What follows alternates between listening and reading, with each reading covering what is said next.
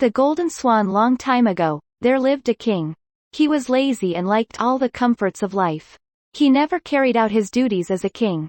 Our king does not take care of our needs. He also ignores the affairs of his kingdom. The people complained. One day, the king went into the forest to hunt. After having wandered for quite some time, he became thirsty. To his relief, he spotted a lake. As he was drinking water, he suddenly saw a golden swan come out of the lake and perch on a stone. "Oh, a golden swan! I must capture it," thought the king.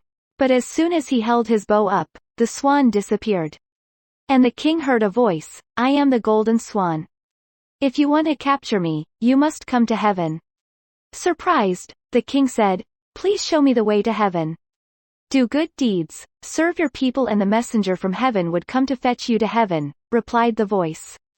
The selfish king, eager to capture the swan, tried doing some good deeds in his kingdom. "Now, I suppose a messenger will come to take me to heaven," he thought. But no messenger came. The king then disguised himself and went out into the street.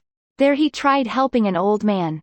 But the old man became angry and said, "You need not try to help. I am in this miserable state because of our selfish king. He has done nothing for his people." Suddenly, the king heard the Golden Swan's voice, "Do good deeds and you will come to heaven."